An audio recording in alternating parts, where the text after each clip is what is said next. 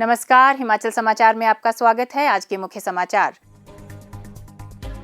हिमाचल प्रदेश मंत्रिमंडल के निर्णय।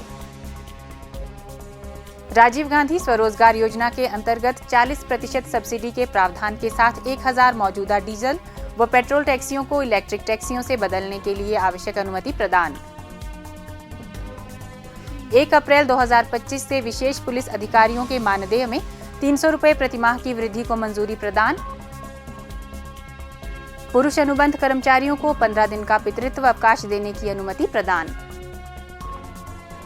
अंतर्राष्ट्रीय श्री रेणुका जी मेले में शामिल होने के लिए मुख्यमंत्री को दिया निमंत्रण।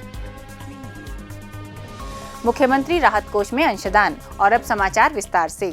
मुख्यमंत्री ठाकुर सुखविंदर सिंह सुक्खू की अध्यक्षता में आज शिमला में आयोजित राज्य मंत्रिमंडल की बैठक में परिवहन विभाग को राजीव गांधी स्वरोजगार योजना के अंतर्गत 40% सब्सिडी के प्रावधान के साथ 1000 मौजूदा डीजल व पेट्रोल टैक्सियों को इलेक्ट्रिक टैक्सियों से बदलने के लिए आवश्यक अनुमति प्रदान की गई।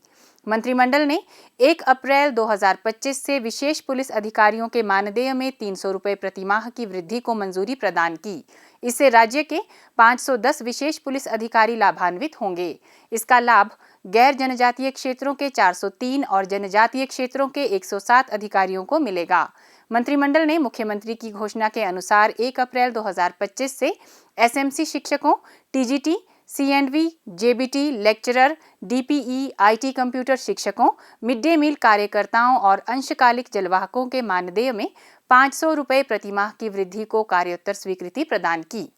मंत्रिमंडल ने राज्य में प्राकृतिक खेती खुशहाल किसान योजना और हिमाचल प्रदेश फसल विविधीकरण परियोजना जायका चरण 2 के कार्यान्वयन और कुशल निगरानी प्रणाली को सुव्यवस्थित करने के प्रस्ताव को मंजूरी दी। यह प्रणाली विभागों, एसपीएनएफ और जायका के मध्य सामंजस्य को बढ़ावा देने के साथ साथ परियोजनाओं के प्रमुख कार्यक्रमों के तहत अपेक्षित परिणामों के साथ कुशल शासन और कार्यान्वयन सुनिश्चित करने में भी महत्वपूर्ण भूमिका निभाएगी। बैठक में ग्रामीण क्षेत्रों में निर्माण गतिविधियों को नियमित करने के लिए आदर्श उपनियमों के रूप में ग्राम पंचायतों द्वारा अपनाए जाने वाले ग्रामीण क्षेत्र विकास दिशा निर्देशों के प्रारूप को अंतिम रूप देने के लिए राजस्व मंत्री श्री जगत सिंह नेगी की अध्यक्षता में एक मंत्रिमंडलीय उप समिति गठित करने का निर्णय लिया गया। ग्रामीण विकास मंत्री श्री अनिरुद्ध सिंह, शहरी विकास मंत्री श्री विक्रमादित्य सिंह और नगर एवं ग्राम नियोजन मंत्री श्री राजेश धर्माणी इस मंत्रिमंडलीय उप समिति के सदस्य होंगे।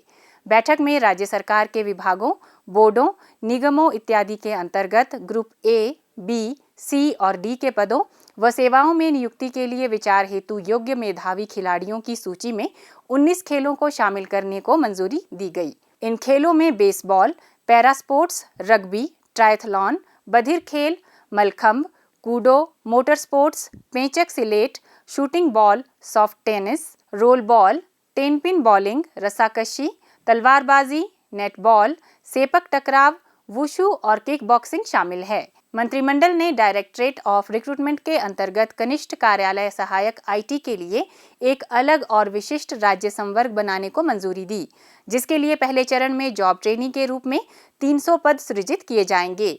बैठक में नाहन मेडिकल कॉलेज के विस्तार के लिए नवचयनित भूमि पर निर्माण कार्य को मंजूरी प्रदान की गई। मंत्रिमंडल द्वारा चिकित्सा शिक्षा एवं अनुसंधान विभाग में नए स्नातकोत्तर और सुपर स्पेशलिटी पाठ्यक्रमों में प्रवेश को विनियमित करने के लिए कार्योत्तर अनुमति देने पर स्वीकृति प्रदान की। मंत्रिमंडल ने आईजीएमसी शिमला के super speciality doctor Rajendra Prasad राजकीय चिकित्सा महाविद्यालय टांडा, श्री लाल बहादुर शास्त्री राजकीय चिकित्सा महाविद्यालय नेरचौक और डॉक्टर राधा कृष्णन राजकीय चिकित्सा महाविद्यालय से सहायक प्रोफेसर के 32 नए पदों को चिकित्सा शिक्षा निदेशालय के तहत इमरजेंसी मेडिसिन विभाग में स्थानांतरित करने के स्वास्थ्य विभाग के प्रस्ताव को मंजूरी प्रदान की। बैठक में नई रेजिडेंट डॉक्टर्स नीति 2025 को तैयार करने को भी मंजूरी दी गई। मंत्रिमंडल ने सहायक स्टाफ नर्स की नियुक्ति को विनियमित करने के उद्देश्य से नीति व योजना तैयार करने हेतु स्वास्थ्य विभाग के प्रस्ताव को सैद्धांतिक रूप से मंजूरी दी। बैठक में हिमाचल प्रदेश के मूल निवासियों के लिए ब्याज अनुदान सहित भूस्थलीय सौर ऊर्जा परियोजनाओं की स्थापना हेतु योजना में संशोधन को भी मंजूरी दी गई। इस योजना का नाम अब राजीव गांधी स्वरोजगार सौर ऊर्जा योजना होगा, जिसके अंतर्गत जनजातीय और गैर जनजातीय क्षेत्रों में 100 किलोवाट से 2 मेगावाट तक की भूस्थलीय सौर ऊर्जा परियोजनाएं स्थापित करने के लिए ब्याज अनुदान दिया जाएगा। जनजातीय क्षेत्रों में 100 किलोवाट से 2 मेगावाट तक की सौर ऊर्जा परियोजनाओं की स्थापना हेतु सरकार द्वारा 5% ब्याज अनुदान प्रदान किया जाएगा, जबकि गैर जनजातीय क्षेत्रों में 4% ब्याज अनुदान प्रदान करने का प्रावधान किया गया है। मंत्रिमंडल ने राज्यों को पूंजी निवेश 2025-26 हेतु विशेष सहायता योजना के संदर्भ में हिमाचल प्रदेश नगर एवं ग्राम नियोजन नियम 2014 में संशोधन को मंजूरी प्रदान की। मंत्रिमंडल ने पर्यटन निवेश संवर्धन परिषद की स्थापना को मंजूरी दी, जो पर्यटन निवेश को कुशलतापूर्वक और पारदर्शी तरीके से आकर्षित करने, उसका मूल्यांकन करने और उसे सुगम बनाने के लिए एक तंत्र पर काम करेगी। मंत्रिमंडल ने राज्य में फार्मा इकाइयों द्वारा उपयोग किए जाने वाले एक्स्ट्रा न्यूट्रल अल्कोहल, रेक्टिफाइड और सभी प्रकार के स्पिरिट की खरीद, भंडारण, परिवहन, गुणवत्ता परीक्षण और आपूर्ति के लिए हिमाचल प्रदेश सामान्य उद्योग निगम को नोडल एजेंसी के रूप में नामित करने का निर्णय लिया। मंत्रिमंडल ने राज्य में पुरुष अनुबंध कर्मचारियों को 15 दिन का पितृत्व अवकाश देने की अनुमति दी। सोलन जिले में हरिपुर संधोली 2, सूरज माजरा लुबाना और बद्दी ब्लॉक के चक्कन में 3 नए सरकारी प्राथमिक विद्यालय खोलने का निर्णय लिया गया। मंत्रिमंडल ने राज्य के अधिकतम विद्यार्थियों को लाभान्वित करने के उद्देश्य से डॉक्टर यशवंत सिंह परमार विद्यार्थी ऋण योजना में संशोधन को मंजूरी दी। संशोधन के अनुसार स्नातकोत्तर शिक्षा के लिए 1% ब्याज दर पर शिक्षा ऋण की सुविधा भी दी जाएगी। इसके अतिरिक्त लाभार्थी विद्यार्थी के परिवार की आय सीमा 4 लाख रुपए से बढ़ाकर 12 लाख रुपए प्रतिवर्ष कर दी गई है।